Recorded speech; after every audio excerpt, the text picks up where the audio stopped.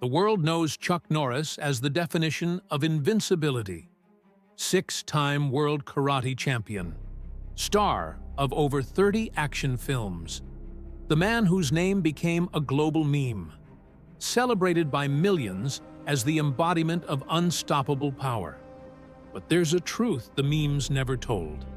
A story hidden behind every on-screen punch, every steely glare, every joke about his infinite strength. Because while the world laughed, saying, "Chuck Norris doesn't do push-ups, he pushes the earth down," the real man was facing battles no black belt could win. Losses so devastating that 1,000 trophies couldn't heal them. And a fragility so profound it would transform the symbol of unshakable strength into a prisoner of his own body. How did a boy beaten by his father, invisible at school, and paralyzed by fear become the legend we know? What happened behind the scenes that turned glory into guilt? And why has the man the world considers immortal faced death twice in recent years, while the memes kept celebrating his invincibility? Before we answer, we need to go back to the beginning, because Chuck Norris's real story didn't start in championship rings or on Hollywood sets.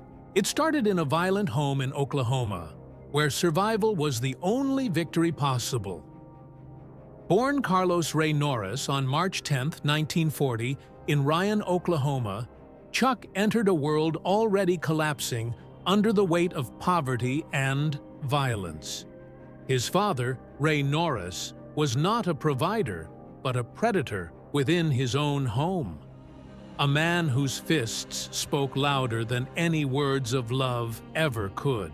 Ray was a mechanic, a World War II veteran, and above all, a raging alcoholic who turned every paycheck into whiskey and every night into a war zone.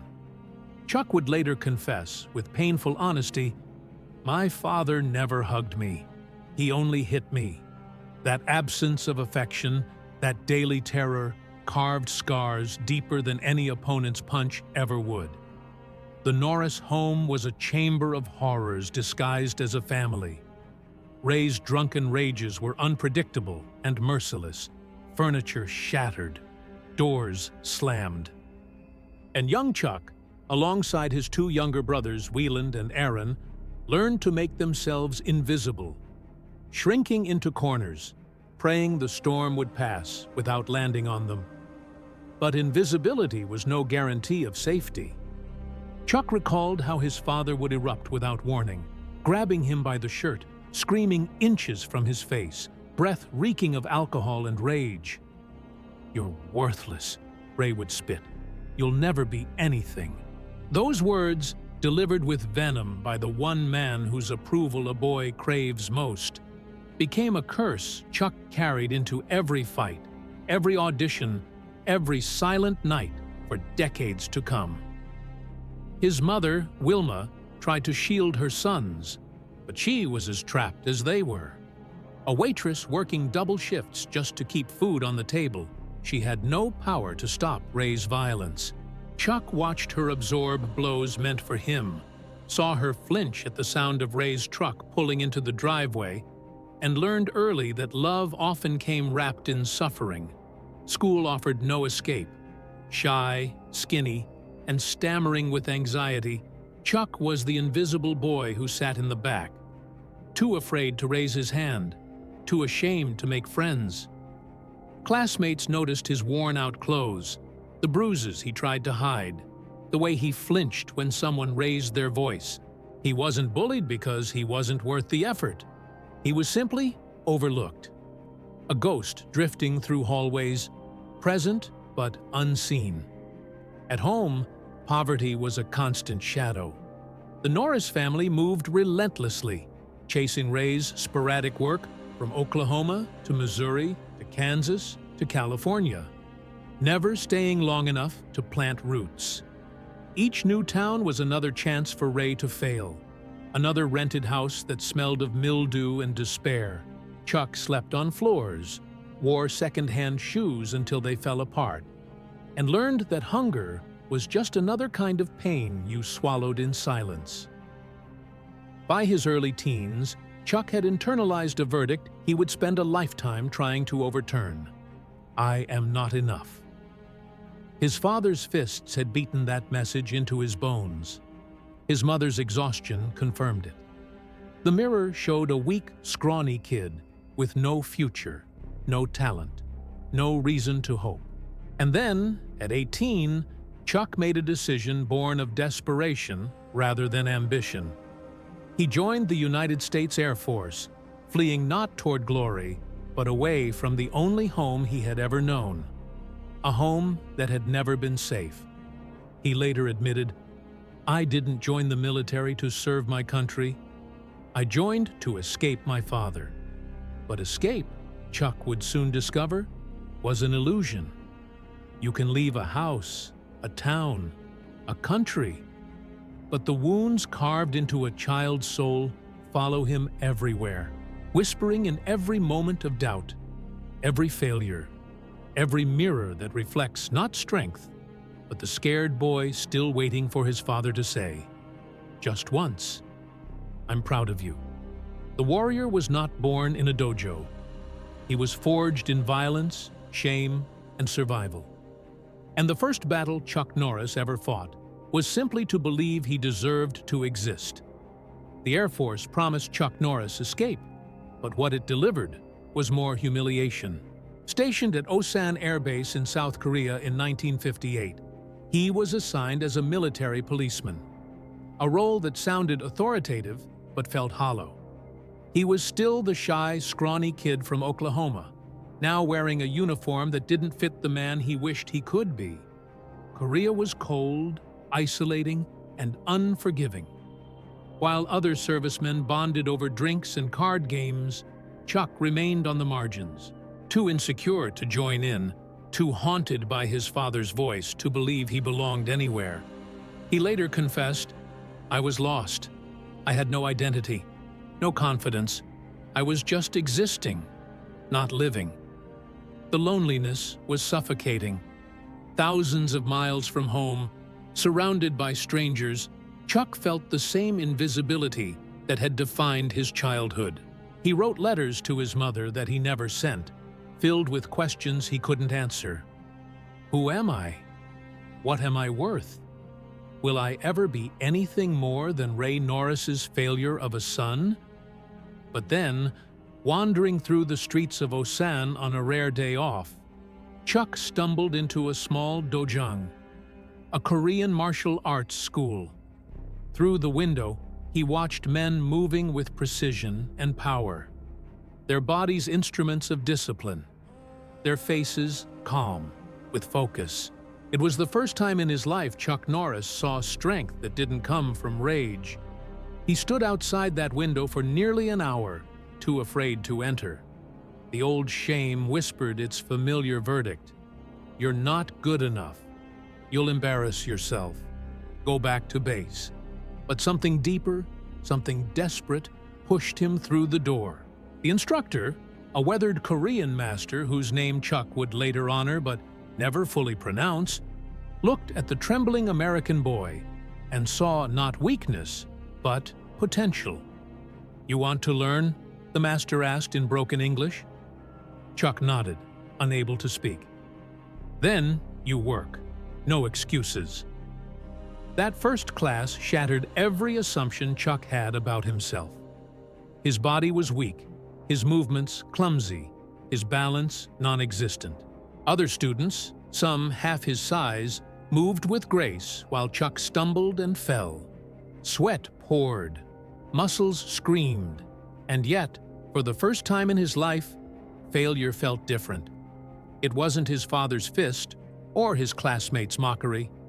It was a teacher's patient correction. Again. Better. Again. Tang Soo Do, the Korean martial art. Chuck began learning was not just about kicks and punches. It was a philosophy, a code, a way of transforming pain into power. The master taught him that a warrior's strength is not born from anger, but from discipline. That true power comes not from dominating others, but from mastering yourself. Night after night, Chuck returned to that dojang. His body ached. His hands bled from striking wooden boards. But something inside him was waking up. Something that had been asleep since childhood. For the first time, he had found a language his body could speak. A way to express what words never could. Still, progress was agonizingly slow. Months passed before he earned his first belt. Other students advanced faster, their natural talent making Chuck's hard-won gains look pitiful by comparison. There were nights he wanted to quit. Nights the old voice returned. "You're wasting your time. You'll never be good enough." But the master saw what Chuck could not.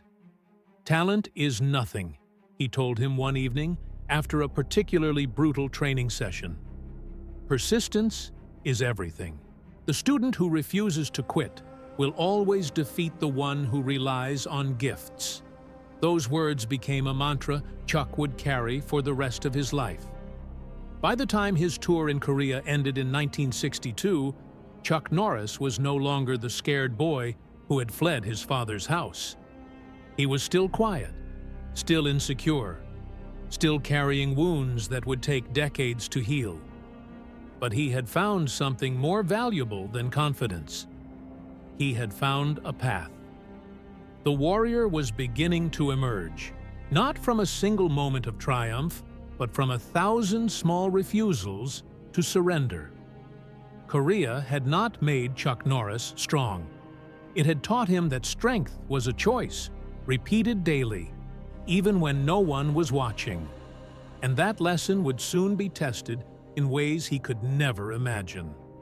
Returning to America in 1962, Chuck Norris carried his black belt like a shield.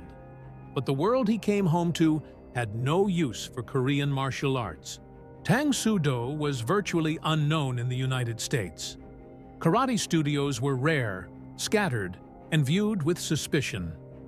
And Chuck, now married to his high school sweetheart, Diane Holacek, and working dead-end jobs to survive, found himself right back where he started.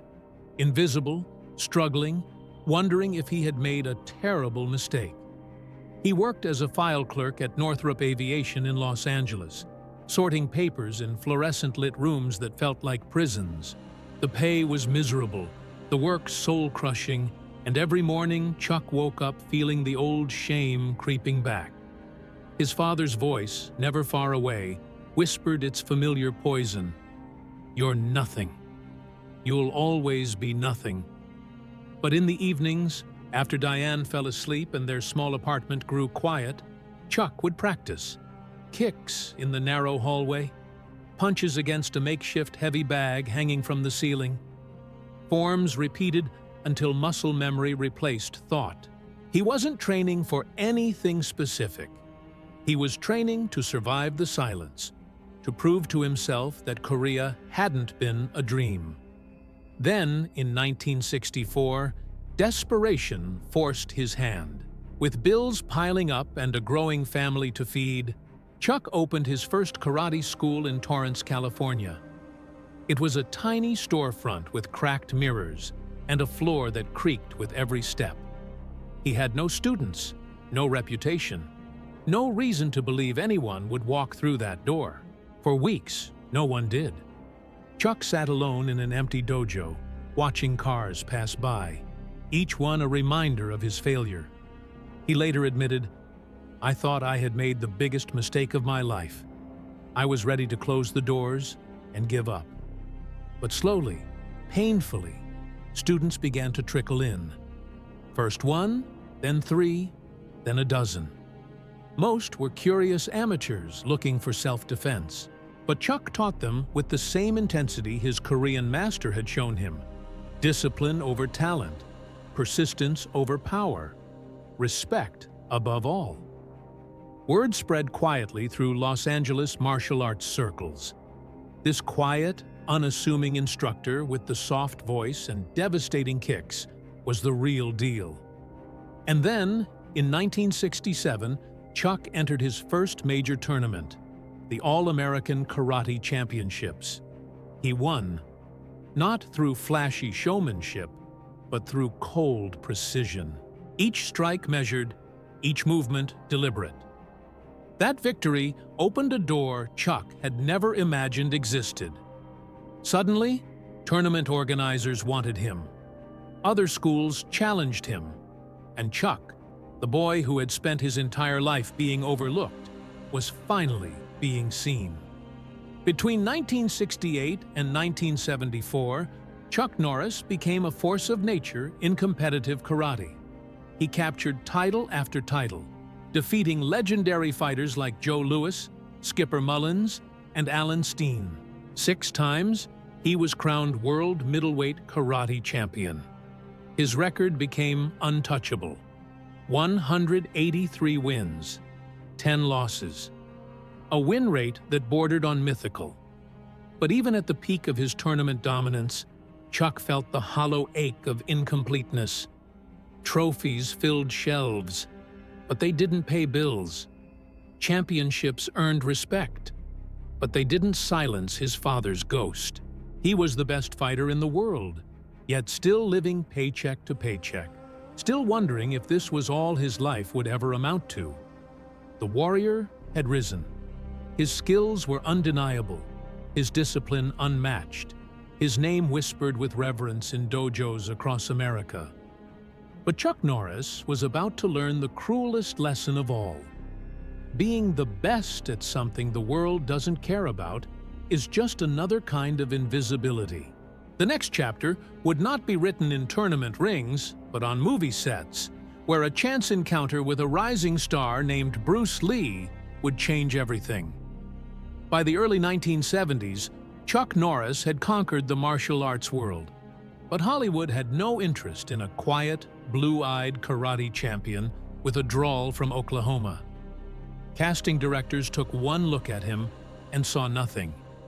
Too stiff, too plain, no charisma. "You're a great fighter," one agent told him bluntly, "but you'll never be an actor." Chuck sat through audition after audition, each one ending in polite rejection, or worse, silence.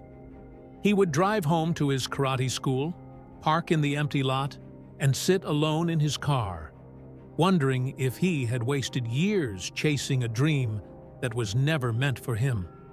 The tournament trophies gathering dust in his office felt like monuments to irrelevance. Then, in 1968, everything shifted with a single phone call. Bruce Lee, already a rising star from his role in the Green Hornet, had heard about Chuck's reputation and wanted to meet. Not for a movie, not for publicity. Bruce simply wanted to train with the best, and Chuck Norris was the best. Their first sparring session was not a fight, but a conversation between warriors. Bruce's explosive speed met Chuck's controlled precision. His philosophy met Chuck's discipline, and within hours, a friendship was born that would reshape both their lives. Bruce saw in Chuck what Hollywood couldn't: a quiet intensity, a warrior's authenticity, a presence that cameras would eventually learn to love. "You need to be in movies," Bruce told him over lunch one afternoon. Chuck laughed, rattling off his string of rejections. But Bruce wasn't joking. "Hollywood doesn't know what it wants until you show them. Trust me." In 1972, Bruce made good on that promise. He cast Chuck as the main antagonist in Way of the Dragon, a role that required no dialogue, just pure, physical storytelling. The film's climactic fight scene, shot in Rome's Colosseum, became instant legend. For 7 minutes, Bruce Lee and Chuck Norris traded blows in what many still consider the greatest martial arts fight ever captured on film. The scene was brutal poetry. Chuck's character, Colt, was menacing, methodical, and utterly believable. When Bruce finally defeated him, audiences around the world felt the weight of that victory, because Chuck had made them believe he was unbeatable. Overnight, the man Hollywood had dismissed became a name whispered in every conversation about martial arts cinema. But the triumph was bittersweet. Bruce Lee, the man who had opened the door for Chuck, died suddenly in July 1973 at just 32 years old.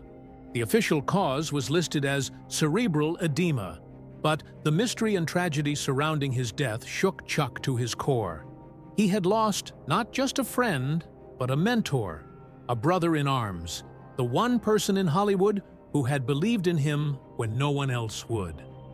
Chuck attended the funeral in a fog of grief, watching as Bruce's casket was carried past mourners who had no idea how much the world had just lost. "I loved Bruce like a brother," Chuck later confessed, his voice breaking even decades after. His death left a hole nothing could fill. For months, Chuck struggled to find motivation.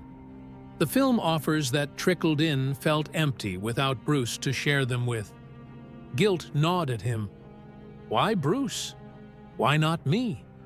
The survivor's burden is a specific kind of torment, and Chuck carried it in silence, the way he had learned to carry everything else. But slowly, agonizingly, Chuck began to honor Bruce's memory the only way he knew how, by refusing to quit. He took roles in low-budget action films like Breaker, and Good Guys Wear Black, movies that critics dismissed but audiences devoured. They weren't masterpieces, but they were his, and with each one, Chuck learned to be more comfortable in front of the camera, to let his presence speak louder than dialogue ever could. By the late 1970s, Chuck Norris had become a steady fixture in action cinema. Not a superstar yet, but a working actor, a martial artist who had crossed over into a world that once refused him entry. The rejections still stung. The memory of Bruce still ached.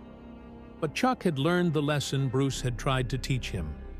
Persistence breaks down every door, eventually. Hollywood had finally noticed Chuck Norris. Now, the question was whether he could hold their attention long enough to become something more than a fighter who could act. He was about to find out. By the 1980s, Chuck Norris had clawed his way from obscurity to steady action star status. Films like The Octagon, Lone Wolf McQuade, and the wildly successful Missing in Action trilogy turned him into a household name. He wasn't Stallone or Schwarzenegger, but he didn't need to be. Chuck had carved out his own lane. The quiet American hero, the man of few words and devastating action, the warrior who let his fists do the talking. But it was 1993 that delivered the role that would define him forever. Walker, Texas Ranger premiered on CBS, and what was supposed to be a modest action drama became a cultural phenomenon that would run for 8 seasons and 203 episodes, dominating Saturday nights and becoming appointment television for millions of families. Chuck played Cordell Walker, a Texas Ranger who solved crimes with equal parts martial arts and moral conviction. The show was unapologetically old-fashioned. Good versus evil, justice always prevailing, and a hero who never wavered in his principles. Critics mocked it as simplistic, formulaic, even cheesy. But audiences didn't care. They craved the certainty Walker represented, the idea that one man with discipline and honor could still make the world right. At its peak, Walker, Texas Ranger, pulled in over 15 million viewers per episode, syndicated in over 100 countries, dubbed into dozens of languages. From Seoul to São Paulo, people tuned in to watch Chuck Norris deliver roundhouse kicks and life lessons in equal measure. He wasn't just an action star anymore. He was an icon, a symbol of American strength and values exported worldwide. The show made Chuck extraordinarily wealthy. At one point, he was earning over $75,000 per episode, with back-end deals and syndication royalties pushing his net worth past $70 million. He owned ranches in Texas, luxury homes in California, a private jet. The boy who once slept on floors and wore second-hand shoes, now commanded an empire built on hard work and unshakable discipline. And yet, beneath the surface of that success, familiar shadows lingered. The production schedule was merciless: 16-hour days, 6-day weeks, months away from home. Chuck later admitted, "I was working so hard to prove I deserved success that I forgot to enjoy it." His marriage to Diane, already strained by years of travel and distance, began to crack under the weight of fame. Then came the phenomenon that transformed Chuck from icon into legend: Chuck Norris facts. Beginning in the mid-2000s, the internet exploded with absurd, hyperbolic facts celebrating his invincibility. Chuck Norris doesn't do push-ups. He pushes the earth down. When Chuck Norris enters a room, he doesn't turn the lights on. He turns the dark off. What started as a joke became a global movement. Thousands of facts circulated, each one more ridiculous than the last. Chuck became the punchline and the hero simultaneously. A meme before memes dominated culture. Celebrities referenced him. Presidents quoted the jokes. Even Chuck himself laughed, later admitting, "I don't understand half of them, but I'm honored people think I'm that tough." The memes gave Chuck a second life, introducing him to generations who had never seen Walker, Texas Ranger, or his films. He was no longer just an action star from the 80s and 90s. He was a timeless symbol of strength, resilience, and absurd, unstoppable power. But while the world laughed and celebrated, Chuck faced a quieter reality. The fame that surrounded him felt increasingly hollow. He was recognized everywhere, but truly known by almost no one. Friends were scarce, replaced by business associates and hangers-on.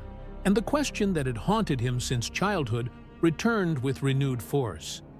Who am I when the cameras turn off? At the peak of his power, Chuck Norris had everything he once thought would make him whole: wealth, fame, global adoration. And yet, standing alone in his Texas ranch under vast, empty skies, he felt the same loneliness that had defined his youth. The warrior had conquered the world, but the battles that truly mattered, the ones fought in silence and shadow, were only beginning. On December 1st, 2013, Chuck Norris received the phone call every parent fears most. The kind that shatters time itself and divides life into before and after. His daughter, Dina Diccioli, was gone, dead at just 46 years old from complications related to a heart attack.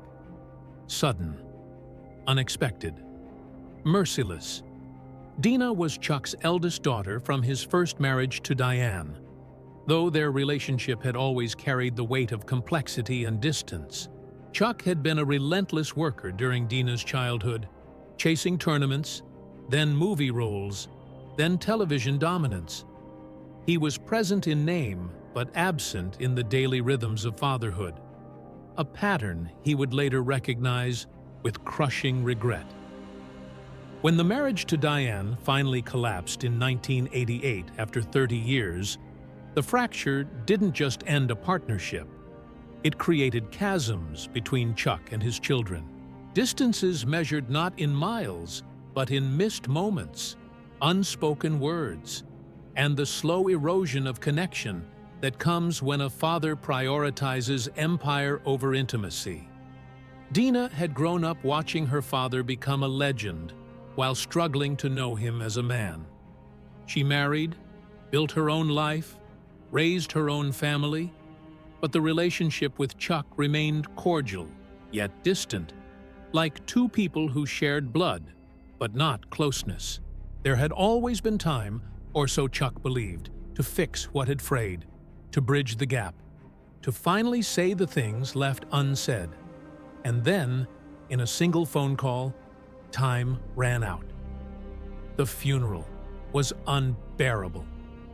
Chuck stood beside Dina's casket, surrounded by her children, her siblings, and mourners who had known her far better than he ever had. Guilt crashed over him in waves, not just the natural grief of losing a child, which alone is enough to break any parent, but the specific, lacerating guilt of realizing he had failed her when it mattered most. "I wasn't there," Chuck confessed to a close friend weeks later, his voice barely above a whisper.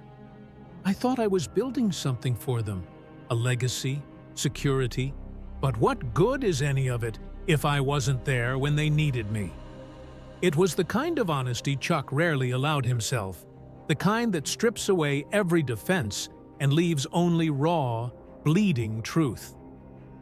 In the months after Dinah's death, Chuck withdrew.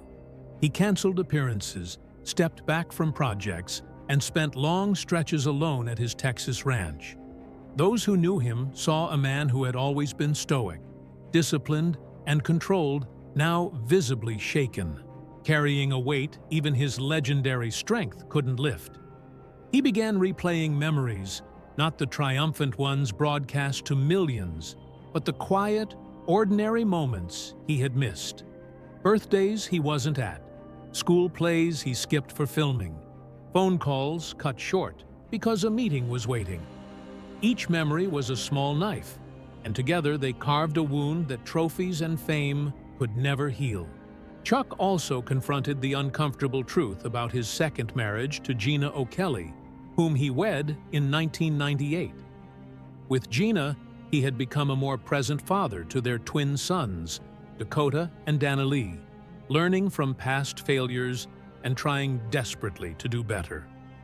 But that growth, necessary as it was, only sharpened the pain of what he hadn't given Dinah and his older sons, Mike and Eric. "You can't go back," Chuck admitted in a rare interview years later. "You can apologize, you can change, you can be better moving forward. But you can't undo the absences. And that's something I'll carry until the day I die."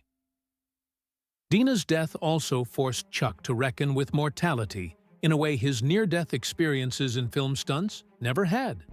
He had survived falls, car crashes, explosions, even broken bones on set. Always bouncing back because warriors don't quit. But this was different. This wasn't something discipline could overcome or persistence could defeat. Death had taken his daughter, and no amount of strength, wealth, or fame could reverse it. Friends noticed a profound shift in Chuck after 2013. The man who had built his identity on being unbreakable revealed cracks he had hidden for decades. He spoke more softly. He listened more carefully. And when asked about his greatest regret, he no longer deflected with humor or humility. "Not being there for my kids when they were young," he said plainly. "That's the one fight I lost that I can never have a rematch on." The loss of Dinah didn't destroy Chuck Norris, but it transformed him. It taught him far too late that the battles that matter most are not fought in arenas or on screen, but in living rooms, at dinner tables, in the quiet presence that says, "You matter. I'm here." And as Chuck stood alone under the vast Texas sky, mourning a daughter he could no longer hold, he understood with brutal clarity that some wounds never heal. They simply become part of who you are. In 2017, just as Chuck Norris was beginning to find fragile equilibrium after Dinah's death, his body delivered a verdict decades in the making. The warrior was mortal, and mortality doesn't negotiate. For years, Chuck had ignored warning signs his body had been sending. Chest tightness during workouts, shortness of breath climbing stairs, a persistent fatigue that discipline and willpower could no longer override. He was 77 years old, and while his mind still believed he was the unstoppable fighter from tournament rings, his heart was quietly failing. The diagnosis came like a hammer: severe coronary artery disease. Multiple blockages. His heart, the engine that had powered 6 decades of kicks, stunts, and relentless work, was choking on its own supply lines. Without immediate intervention, doctors told him bluntly he was looking at a massive heart attack, possibly fatal.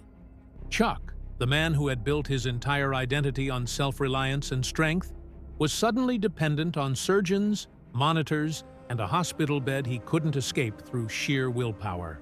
In August 2017, he underwent his first major cardiac procedure, a double bypass surgery. 6 grueling hours on an operating table, his chest opened, his heart temporarily stopped, while machines kept him alive. For a man who prided himself on control, the helplessness was suffocating. He later admitted, "Lying there, knowing someone else was literally holding my heart in their hands, was more terrifying than any fight I'd ever been in." The recovery was brutal. Sternum cracked open, healing slowly, painfully. Simple acts like sitting up or taking a deep breath felt like failures. Chuck, who once performed 1,000 push-ups without breaking a sweat, now struggled to walk to the bathroom without assistance. Nurses hovered, monitors beeped, and in the silence between beeps, Chuck confronted a truth he had spent a lifetime outrunning. He was fragile. His wife, Gina, became his lifeline. She monitored medications, enforced rest, and refused to let Chuck slip into the depression that stalked him through those early weeks. "She saved my life," Chuck would later say, not metaphorically, but literally. "I wanted to give up. She wouldn't let me." But the ordeal wasn't over. In 2020, complications arose. Scar tissue from the first surgery created new blockages. His heart, already weakened, struggled under the strain. Doctors delivered another verdict. He needed a second procedure, this time to install stents and clear arteries that had narrowed again. The second surgery came during the height of the COVID-19 pandemic, adding layers of fear and isolation Chuck hadn't anticipated. Hospitals were war zones, visitors were banned, and Chuck, lying alone in a recovery room, faced the very real possibility that if something went wrong, Gina and his sons wouldn't be there to say goodbye. "I thought about Dina," Chuck confessed to a friend months later. "I thought about dying without telling my kids everything I needed to say." That fear was worse than the pain. He survived again. But recovery the second time was slower, harder, marked by setbacks that tested every ounce of his legendary discipline. Physical therapy sessions felt like humiliation. His once powerful body, now scarred and weakened, refused to obey commands that used to be instinctive. The warrior who had never quit a fight now had to relearn the basics: walking without pain, breathing without effort, accepting help without shame. The health crisis forced Chuck into a reckoning. He had spent decades preaching discipline, pushing through pain, refusing to show weakness. But survival required something different: surrender. Admitting he couldn't do it alone. Accepting that strength sometimes looks like asking for help. Doctors placed him on strict protocols: low-sodium diet, daily medications, monitored exercise, no more pretending he was 40. Every pill was a reminder. Every doctor's visit, a reckoning. And the mirror, once a reflection of invincibility, now showed an old man with scars running down his chest, like fault lines in a crumbling foundation. Chuck later admitted, "Those surgeries humbled me in ways losing a fight never could." In the ring, you get back up. On that operating table, you're just hoping someone else can put you back together. The body that had carried Chuck Norris through 6 decades of combat, stunts, and stardom had finally demanded rest. And for the first time in his life, Chuck had no choice but to listen. On January 4th, 2024, as Chuck Norris was approaching his 84th birthday, life delivered another crushing blow. His younger brother, Wieland Norris, the quiet middle child who had shared the horrors of their father's violence and the poverty of their Oklahoma childhood, died suddenly at 79 years old. Wieland had never sought the spotlight. While Chuck became a global icon and their youngest brother Aaron carved out a successful career as a Hollywood producer, Wieland remained in the background, living a modest life far from cameras and fame. But for Chuck, Wieland was more than a brother. He was a witness, one of the few people alive who remembered what it was like before the fame, before the empire, when they were just scared boys hiding from their father's fists. The bond between them had been forged in survival. They had huddled together during Ray's drunken rages, shared the shame of wearing secondhand clothes to school, and whispered promises to each other in the dark that someday, somehow, they would escape. Wieland had been there when Chuck enlisted in the Air Force. He had cheered from the sidelines during Chuck's early tournaments. And when success finally arrived, Wieland never asked for anything except the occasional phone call and the knowledge that his older brother remembered where they came from. But distance, as it so often does, had created gaps. Chuck's relentless schedule during the Walker Texas Ranger years, followed by health crises and personal tragedies, meant months would pass between conversations. Birthdays were acknowledged with cards, holidays with brief calls, and always there was the unspoken assumption that there would be time later, that Wieland would always be there when Chuck was ready to slow down and reminisce about the old days. Then the call came. Wieland had suffered a sudden cardiac event. He was gone before anyone could say goodbye. Chuck was in Texas when he heard the news. He sat down heavily, phone still in his hand, and for a long moment simply stared at nothing. Gina found him that way, silent and motionless. A man whose legendary composure had finally shattered. The funeral was small, private, attended mostly by family who had stayed out of the public eye. Chuck stood at the graveside, his body still bearing the scars of 2 heart surgeries, and watched as they lowered Wieland into the ground. He didn't cry, not visibly, but those close to him saw something break behind his eyes. "He was the last connection to who I was before all of this," Chuck said quietly to Aaron afterward. "With Wieland gone, I'm the only one left who remembers Dad's fists, Mom's exhaustion, the hunger. Everyone else who lived it is gone." It was a specific kind of loneliness, the kind that comes when the people who knew you first begin to disappear, when the shared history that shaped you exists now only in your own memory. Vulnerable to time's slow erosion, Wieland's death also forced Chuck to confront his own mortality with new urgency. 2 heart surgeries, Dina gone, his mother and father long buried, and now Wieland.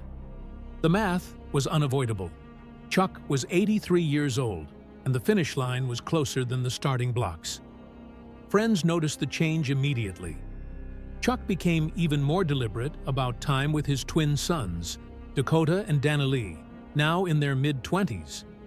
He returned phone calls faster. He said, "I love you," more freely. And when asked about legacy, he no longer talked about films or championships. He talked about being present, about not letting another person he loved slip away in silence. Wieland's death didn't break Chuck Norris, but it hollowed him out in a way even Dina's loss hadn't.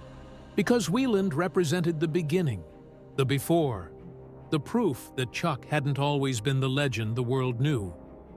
And with Wieland gone, Chuck was left alone with his memories, the last witness to a childhood no one else survived to remember. In 2025, Chuck Norris stands at 84 years old, no longer the invincible warrior the memes celebrate, but a man shaped entirely by survival, scars, and the brutal wisdom that comes from losing what you cannot replace. His days now follow rhythms dictated not by ambition, but by necessity. Mornings begin with a careful regimen of medications, blood thinners to protect the stents in his arteries, beta blockers to regulate a heart that has been cut open twice, supplements his doctors insist will buy him a few more years. Each pill is a negotiation with mortality, a reminder that discipline alone cannot defeat time. Physical activity, once the foundation of his identity, has been reduced to gentle walks around his Texas ranch and controlled stretching exercises designed by physical therapists. The explosive kicks that once defined him are gone, replaced by slow, deliberate movements meant to preserve what little strength remains. "I'm not training to fight anymore," Chuck admits quietly. "I'm training to make it through the day without pain." His body tells the story, his words won't. The scars running down his chest from bypass surgeries. The stiffness in joints worn down by decades of impact. Vision that blurs without glasses. Hearing that fades in crowded rooms. Chuck Norris, the man the internet insists is immortal, wakes every morning confronting the reality that he is anything but. And yet, in this fragility, something profound has emerged. The man who once measured success in trophies and box office numbers now measures it in presence. He spends hours with his twin sons, Dakota and Danny Lee, not lecturing them about discipline or strength, but simply listening, sharing stories, making sure they know him not as Chuck Norris, the icon, but as their father. With Gina, his wife of 27 years, Chuck has found a partnership rooted not in glamour, but in survival. She manages his health appointments, monitors his diet, and sits with him during the long nights when phantom pains from old injuries keep him awake. "She's seen me at my weakest," Chuck has said, "and she stayed. That's real strength." His wealth, accumulated over 6 decades, remains substantial. Estimates place his net worth around $70 million, built from film residuals, Walker, Texas Ranger syndication, and careful investments. But Chuck speaks of money now with detachment, almost disdain. The ranches, the cars, the memorabilia, all of it feels increasingly irrelevant. Instead, Chuck has redirected his resources toward causes that reflect the life he lived, rather than the image he projected. The Kickstart Kids program, which he founded in 1990, has introduced martial arts to over 100,000 at-risk youth across Texas, teaching them the same discipline that once saved him from his father's shadow. "If I can help one kid believe in themselves the way Tang Soo Do helped me," he says, "then everything I went through was worth it." He has also become unexpectedly vocal about veteran support, establishing scholarships for military families and funding PTSD treatment programs. "The Air Force saved my life," Chuck explains. "Korea gave me purpose when I had none. I owe a debt I can never fully repay." When asked about his legacy, Chuck no longer points to films or championships. "I want to be remembered as someone who got back up," he says simply. "Not because I was special, but because I refused to stay down. That's all any of us can do." The memes continue. Chuck Norris.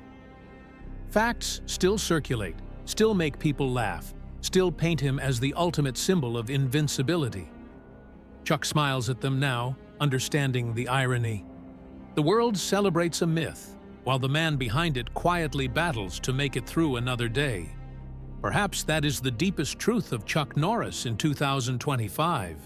He is not the legend. He is the man who survived long enough to see the legend outlive him, and wise enough now to know the difference.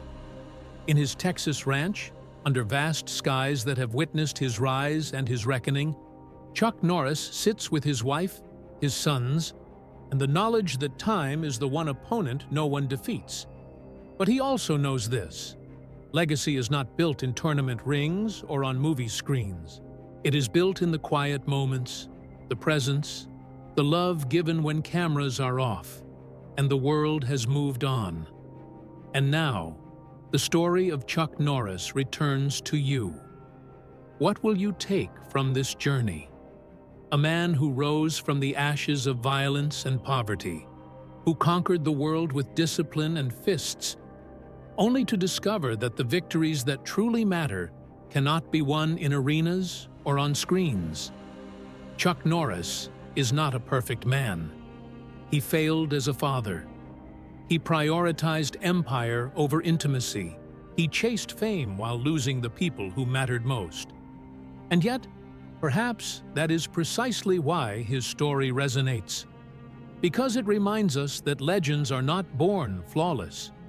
They are forged through failure, humbled by loss, and redeemed not by erasing mistakes, but by learning from them. The memes will continue. The world will keep celebrating the myth of invincibility. But behind every roundhouse kick, every stoic glare, every impossible Chuck Norris fact, stands a man who learned the hardest truth of all. Strength is not measured by what you can destroy, but by what you choose to protect. His daughter Dina, gone too soon. His brother Wieland, the last witness to the beginning. His own body, betraying him piece by piece. These are the battles Chuck Norris could not win. And in accepting that, in surrendering to his own fragility, he became something far greater than invincible. He became human. So ask yourself, are you building an empire while losing your family? Are you chasing success while missing the moments that matter? Are you waiting for tomorrow to say the words that need to be said today? Chuck Norris's greatest lesson is this: legacy is not what you leave behind. It is what you give while you're still here. Share your reflections in the comments below. Subscribe to honor not just the legends we celebrate, but the fragile, imperfect humanity inside them. And remember, the greatest strength is not in never falling. It is in rising again and again, even when your body begs you to stay down. Because that is what warriors do, not in movies, but in life.